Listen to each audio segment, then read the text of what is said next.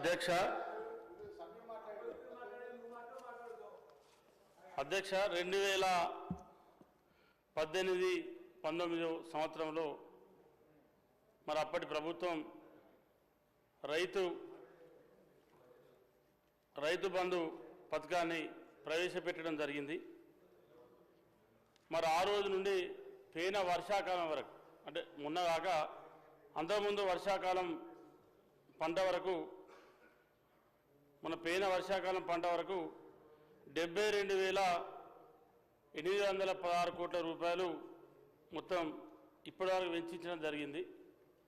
కాంగ్రెస్ ప్రభుత్వం వచ్చిన తర్వాత ఒకసారి రైతు భరోసా ఇవ్వడం, మరి దానికన్నా ముందు గత ప్రభుత్వం ఇవ్వడం, సాగైన భూములకు ఇచ్చింది 50,210 కోట్లు.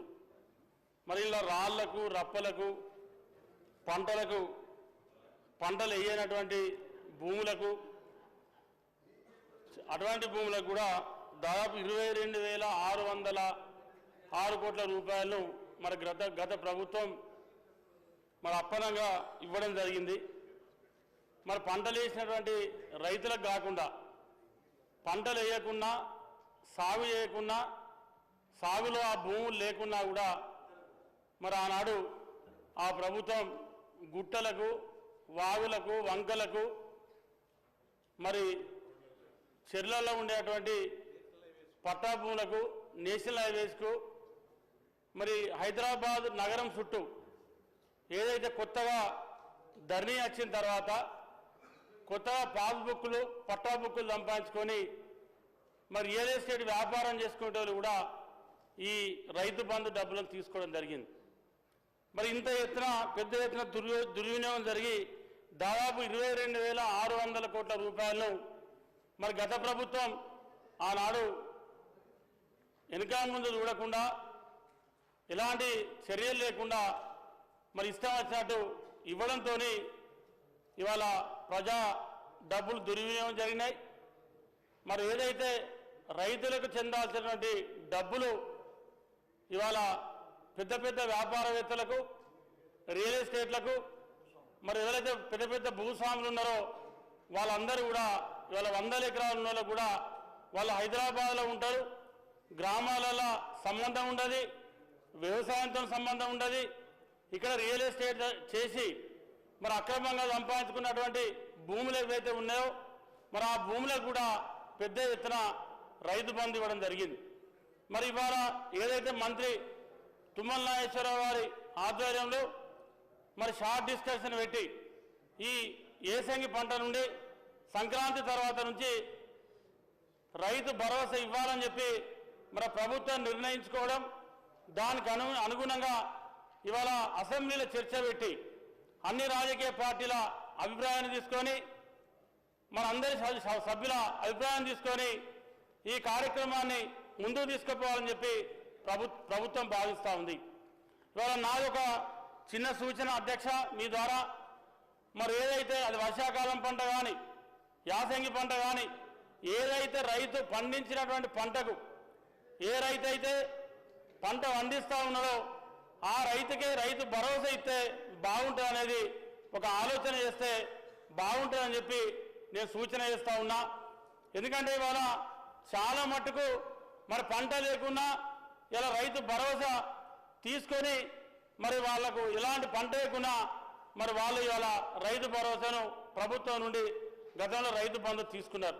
మరి అటువంటి జరగకుండా పక్కాగా మీకున్న సమాచారం మేరకు మరి అయితే మన అధికార యంత్రాంగంతో క్షేత్రస్థాయిలో మరొక మంచి రిపోర్ట్ తీసుకొని ఇవాళ ఈ రాష్ట్రంలో వరి పంట ఎంత ఉంది, మిగతా ఇతరాతర పంటలు మొక్కజొన్న కావచ్చు, పత్తి కావచ్చు, మిర్చి కావచ్చు, పసుపు కావచ్చు, సోయా కావచ్చు, ఎర్రజొన్నలు కావచ్చు, ఇంకా ఈ రాష్ట్రంలో వేసేటువంటి వాణిజ్య పంటలు కావచ్చు, పప్పు దినుసులు కావచ్చు, పండ్ల తోటలు కావచ్చు, ఏదైనా కూడా మరి సమగ్రమైనటువంటి ఒక సర్వే చేసుకొని మరి వానాకాలం పండేటువంటి పంట ఏది, ఏసంగి పండేటువంటి పంట ఏది, సంవత్సరం మొత్తం పండేటువంటి 6 నెలలు, 8 నెలలు, 9 నెలలు ఉండేటువంటి పంట కూడా ఉంది.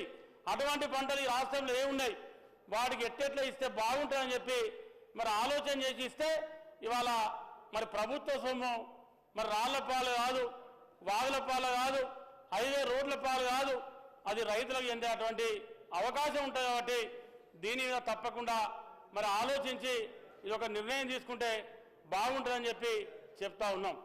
మరి అదే కాకుండా దీంతో పాటు ఏదైతే ప్రభుత్వం ఇవాళ వర్షాకాలం పంట ముందు రైతాంగాన్ని చెప్పింది, మీరు సన్న వడ్లు పెట్టుకోండి, సన్న వడ్లు పెడితే మేము మా ప్రభుత్వం నుండి ప్రతి రైతుకు క్వింటాలకు 500 బోనస్ ఇస్తామని చెప్పి ఇవాళ రైతులకు బ్రహ్మాండంగా ఇవాళ ఈ రాష్ట్రంలో సన్న వడ్లకు బోనస్ ఇచ్చిన చరిత్ర ఇవాళ కాంగ్రెస్ ప్రభుత్వాన్ని మన ముఖ్యమంత్రి రేవంత్ రెడ్డి గారు. మరి ఆనాడు అప్పున్నటువంటి ప్రభుత్వం రైతులకు చెప్పింది, అప్పున్నటువంటి నాయకుడు చెప్పిండు, అప్పున్నటువంటి ముఖ్యమంత్రి గారు చెప్పిండు, మీరు సన్న వడ్లు పెట్టండి, దొడ్డు వడ్లు వద్దు, సన్న వడ్లు పెడితే రైతులకు మేము బోనస్ ఇస్తామని చెప్పి ఆనాడు చెప్పి రైతులకు ఆనాడు మరి బోనస్ ఇవ్వకుండా అప్పటి ప్రభుత్వం మోసం చేసింది. మరి ఆనాడు ప్రతిపక్షాలు మాట్లాడితే అప్పున్నటువంటి కాంగ్రెస్ పార్టీ కానీ ఇతర పార్టీలు మరి అన్ని పక్షాలు మాట్లాడితే మరి అప్పుడు చెప్పారు, మాకు తెలియదానా, మీరు చెప్పన్నా క్వింటాల్కి 100-200 బోనస్ ఇస్తాం, మీరు చెప్పేది మాకని చెప్పారు. ఆసారి ఆ పంట కర్మ కాలి, ఆసారి వైరస్ వచ్చి, పచ్చరోగం వచ్చి, మరి దోమపోటు వచ్చి రైతులకు 10-12 క్వింటాల కంటే ఆసారి సన్నవాటి మరి పండనటువంటి పరిస్థితి. ఇవాళ మన ప్రభుత్వం రైతు ప్రభుత్వం, ప్రజా ప్రభుత్వం ఇవాళ రైతులకు మాట ఇచ్చి మీరు సన్న వడ్లు పెట్టండి, ఈ రాష్ట్రంలో 8 లక్షల మెట్రిక్ టన్నులు ఉన్నా కూడా దానికి 500 రూపాయల బోనస్ ఇస్తామని చెప్పి ఇవాళ బ్రహ్మాండంగా ఇవాళ ప్రభుత్వం బోనస్ ఇస్తా ఉంది. అదే కాదు, దానికన్నా ముందు ఏదైతే మరి పోయిన వర్షాకాలం కానీ మధ్యలో ఏసంగి పంట కానీ అదే మధ్యలో ఏసంగి పంట కానీ మళ్ళీ ఈసారి వర్షాకాలం ఏసంగి దాదాపు మరి 3 పంటలు ప్రభుత్వం వచ్చినప్పుడు వర్షాకాలం పంట, మధ్యలో ఏసంగి పంట, మరి ఇప్పుడు వచ్చినట్టు వానాకాలం పంట.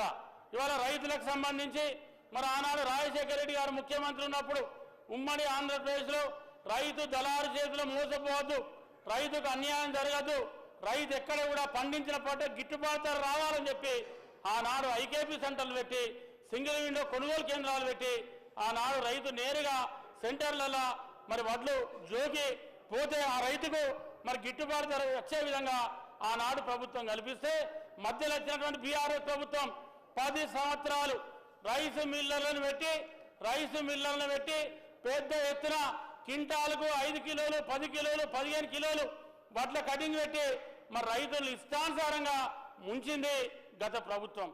ఇవాళ కాంగ్రెస్ ప్రభుత్వం వచ్చిన తర్వాత ఈ సంవత్సర కాలంలో 3 ఫసళ్ళ 2023 ప్రభుత్వం వచ్చిన ఆ సంవత్సరంలో మొన్న పేన ఏసంగి, మొన్నటి వానాకాలం పంట ఎక్కడ కూడా రైతులకు పారదర్శకంగా వడ్ల కటింగ్ లేకుండా ఇలా రైతు వడ్లు అమ్మిన తర్వాత కాంట అయిన తర్వాత 48 గంటల్లోనే రైతు అకౌంట్లో డబ్బులు జమ అయ్యే విధంగా ఇవాళ ప్రభుత్వం ఏర్పాటు చేసింది.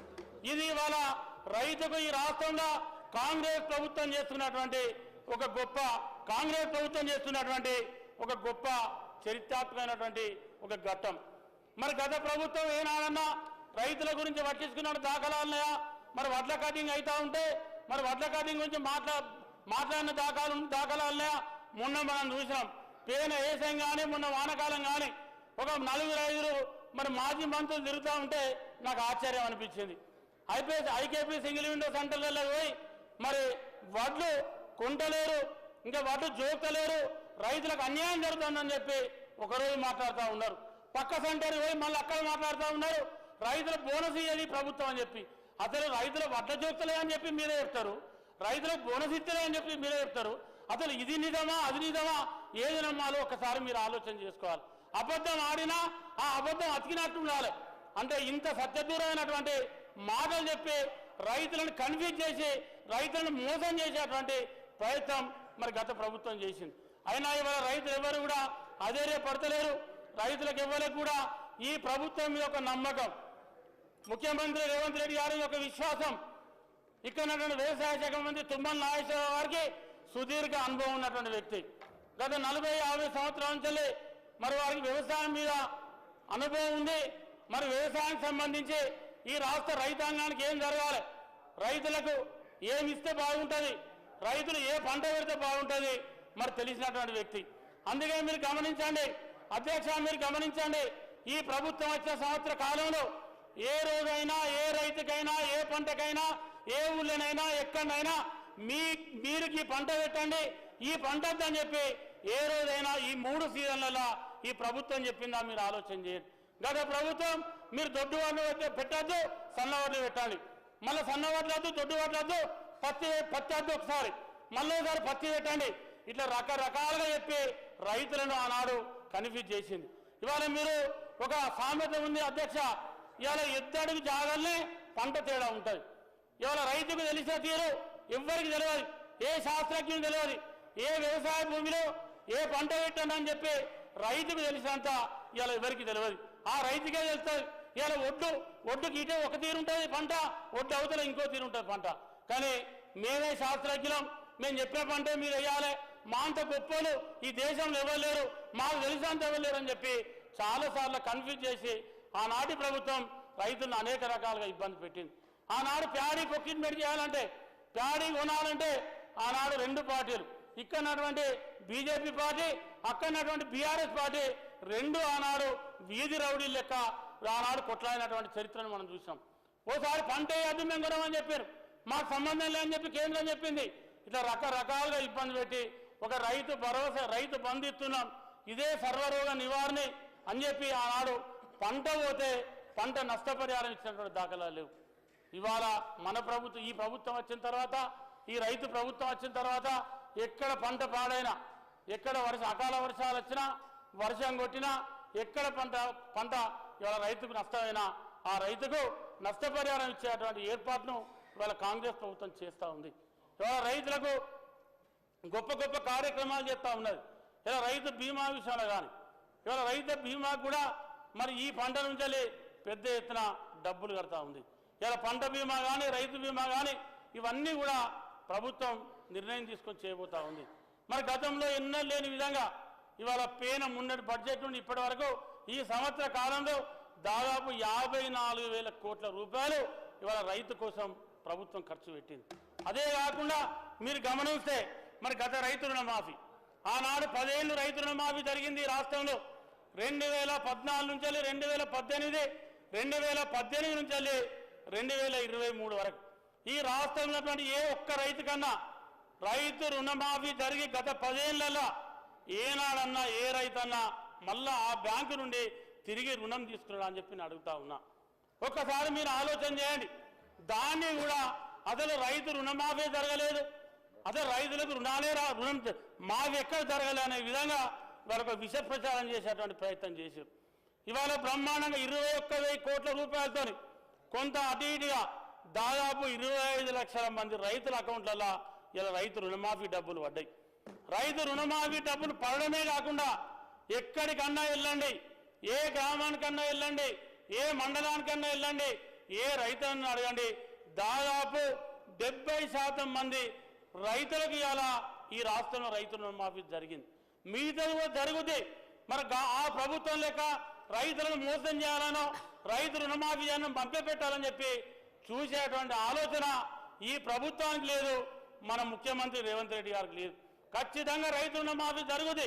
ఇలా 21,000 కోట్లు చేసినటువంటి ప్రభుత్వం ఇంకా మిగతా రైతులకు చేయదని చెప్పి అనుకోవడానికి అవకాశం లేదు. దాదాపుగా 4 లక్షల పైచిలుకున్నటువంటి అకౌంట్లు ఇవాళ ఆర్బీఐ నిబంధనలకు విరుద్ధంగా ఇవాళ వాళ్ళంతా డిఫాల్టర్. మనం వాళ్ళకి ఏం చేసినా రైతు రుణమాఫీ జరగదు.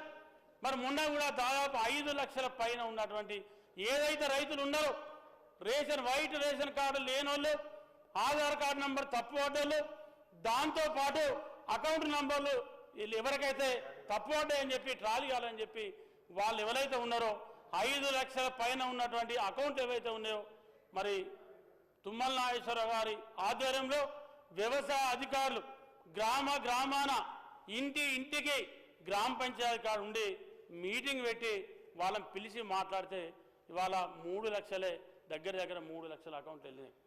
మిగతా 2 లక్షల చిల్లర అకౌంట్లు ఇవాళ మండల కేంద్రంలో రైతు ఏదైతే కార్యాలయంలో కూర్చొని పిలిచినా, జిల్లా కేంద్రంలో కూర్చొని పిలిచినా, నియోజకవర్గంలో కేంద్రంలో కూర్చున్నా వాళ్ళు ఎక్కడ దొరకలే.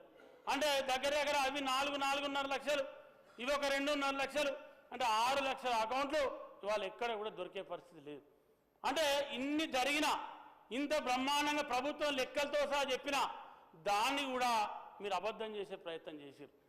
ఇవాళ మీరు ఎంత అబద్ధం చెప్పే ప్రయత్నం చేశారు అంటే అసలు రుణమాఫీ జరగలేదు ఈ రాష్ట్రంలో అనే విధంగా చెప్పే ప్రయత్నం చేశారు. ఇవాళ మీకు నిజంగానే చిత్తశుద్ధి ఉంటే ఇవాళ మీరు బీఆర్ఎస్ కానీ ఇక్కడటువంటి ప్రతిపక్ష పార్టీ బీజేపీ కానీ మిగతా పార్టీలు కానీ ఎవరన్నా రాండి, నా నియోజకవర్గంలో దాదాపు అన్ని గ్రామ పంచాయతీలలో నేనే తీసుకుపోయి తింపుతా. ఇవాళ 72% దగ్గర నా నియోజకవర్గ రైతు రుణమాఫీ జరిగింది. ఇవాళ రైతు బోనస్ పడ్డది బ్రహ్మాండంగా. గతంలో మోసం చేసినట్టు ఈ ప్రభుత్వం మోసం చేయలేదు. రైతులను బరాబరి ఇస్తామని చెప్పి మాట తప్పకుండా మడమ తిప్పకుండా రైతు బోనస్ ఇచ్చినటువంటి గొప్ప ప్రభుత్వం ఈ దేశంలో కాంగ్రెస్ ప్రభుత్వం. ఇప్పటి వరకు ఎక్కడ కూడా ఈ దేశంలో ఎక్కడ కూడా బోనస్ ఇచ్చినటువంటి దాఖలాలు లేవు. మరి అంత గొప్ప ప్రభుత్వం ఇవాళ ఈ రాష్ట్రంలో కాంగ్రెస్ ప్రభుత్వం. ఇవాళ అనవసరం మీరు ఒక ప్రధాన ప్రతిపక్షంగా మీకు అనుభవం ఉంది, 10 ఏళ్ళు అధికారంలో ఉన్నారు, మీరు ఒక మంచి సూచన ఇవ్వండి. మీరు ఏమైనా ప్రభుత్వానికి ఇంకా ఏ రకంగా మంచి నిర్ణయాలు తీసుకొని రైతులకు ఇంకేమైనా బ్రహ్మాండంగా చేసేటువంటి కార్యక్రమాలు చెప్పండి. కానీ మీరు వట్టిగానే కళ్ళాల కాడికి పోయి సెంటర్ల కాడికి పోయి కుప్పల కాడికి పోయి నిల్చొని వాటిగానే అసలు ప్యాడే ఉంటే ఇవాళ ప్యాడ్ ఉందా? దాదాపు 90% ప్యాడీ ప్రొక్యూర్మెంట్ అయిపోయింది ఈ రాష్ట్రంలో. 90% ప్యాడీ ప్రొక్యూర్మెంట్ ఈ రాష్ట్రంలో జరిగిపోయింది. మీ లెక్క వర్షం పడితే వడ్లు నల్ల పడితేనో వడ్లు మొలకెత్తనో వడ్లు ముక్క పడితేనో కొనకుండా లేదు ఈ ప్రభుత్వం. ఇవాళ మీరు ఆనాడు రైసు మిల్లులను విచ్చలవిడిగా ఇడిచిపెట్టిపోతే ఇవాళ 10,000 కోట్లు ఇంకా దాన్ని అక్కడెక్కడ బకాయిలు ఉంటే కూడా ప్రభుత్వం మా ఉత్తమ్ కుమార్ రెడ్డి గారు ఇవాళ సరి చేసింది. ఇవాళ ఇంత బ్రహ్మాండంగా జరుగుతూ ఉన్నాయి. ఇవాళ మిల్లులను యథేచ్ఛంగా ఇడిచిపెడితే ఎవరు ఇష్టానుసారంగా వాళ్ళు ఈ రాష్ట్రంలో ప్రవర్తించారు. కానీ ఏ రోజు కూడా ఏంటంటే రైతు బంధు ఇస్తున్నాం, అదే సర్వరోగ నివారణ, ఈ దాంతోనే మొత్తం జరిగిపోతా అనే విధంగా ఆ రోజు మీ మాటలు మీ తీరు ఆ రోజు వివరించారు. ఇవాళ అన్నీ మీకు ఏం ఇబ్బంది లేదు. ఇవాళ ఈ రాష్ట్రంలో మంచి వర్షాలు పడ్డాయి, ఏ రైతుకి ఇబ్బంది లేదు. మన వర్షాకాలంలో కూడా బ్రహ్మాండమైన పంటలు పడినాయి. ఇవాళ ఏ సంఖ్య కూడా బ్రహ్మాండమైనటువంటి పంటలు అనడానికి ఇవాళ పండించుకోవడానికి రైతులు సిద్ధంగా ఉన్నారు. కాబట్టి ఇవాళ ఏదైతే మా అధ్యక్షుని ద్వారా మరి మీకు అందరికీ ఒక విజ్ఞప్తి, ఇవాళ వట్టిగానే ప్రాజెక్టులలో నీళ్లు లేని టైంలో పోయి ప్రాజెక్టులుగా నిలబడి మరి నీళ్లు లేవంటే వర్షం పడితే నీళ్లు ఉంటాయి. ఇలా పైన వర్షాలు పడ్డప్పుడు ప్రభుత్వమే మీరున్నారు. ఆ రోజు ప్రభుత్వం మీరున్నప్పుడు వర్షాలు వాళ్ళే. కానీ అది ఏదో ముఖ్యమంత్రి రేవంత్ రెడ్డి గారు వచ్చినాక కాంగ్రెస్ ప్రభుత్వం వచ్చినాక వర్షాలు పడలే అన్నట్టు మీరు ఆ రోజు మరి ఆనాడు ఉరుకులాడినరు, ఉరికి లేచి పడ్డారు. మరి అట్టి ఎండిపోయిన డ్యామ్ల కాడికి పోయి నీళ్ళు లేకుంటే నీళ్ళు ఎప్పుడు వస్తాయని మాట్లాడారు. ఎప్పుడైనా కూడా అది ఎస్ఆర్ఎస్పీ కావచ్చు, ఎల్ఎండి కావచ్చు, మిడ్మాని కావచ్చు, ఎల్ఎంపల్లి కావచ్చు, ఏ ప్రాజెక్ట్ అయినా ఇలా జూలై తర్వాత ఆగస్టు ఎండింగ్ వరకే మరి నీళ్ళు వచ్చేటువంటి అవకాశం ఉంటుంది. ఇవాళ కొత్త కాదు. మరి ఒక్కొక్కటి 40 ఏళ్ళు 45 ఏళ్ళు అయితే ఎస్ఆర్ఎస్పీ ప్రాజెక్టు అంటే ఇట్లా కూడా దాన్ని కూడా మీరు